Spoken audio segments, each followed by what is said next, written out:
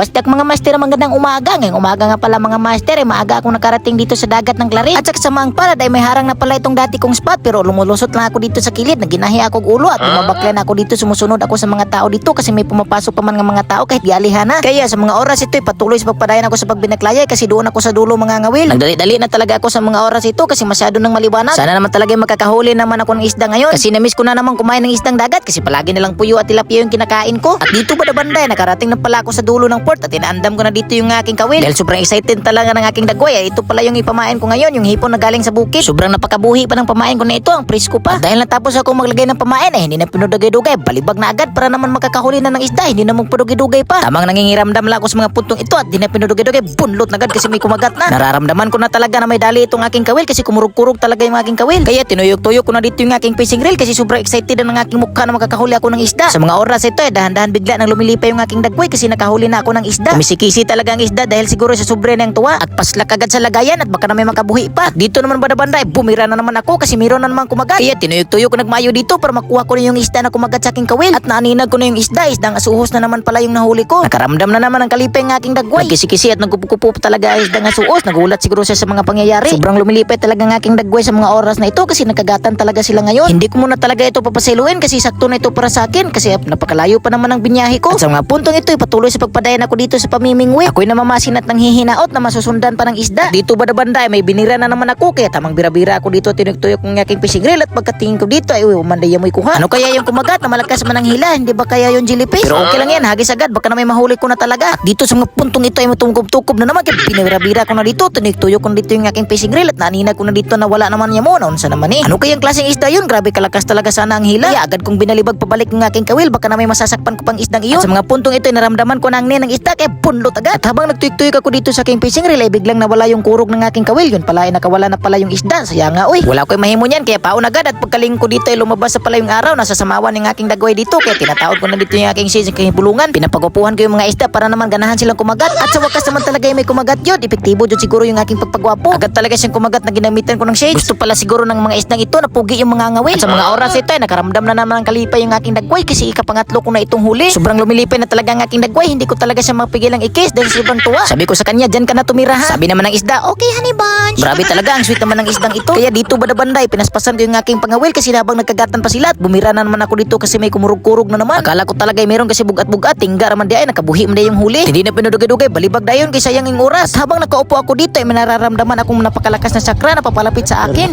Bawal na. Mali na karon.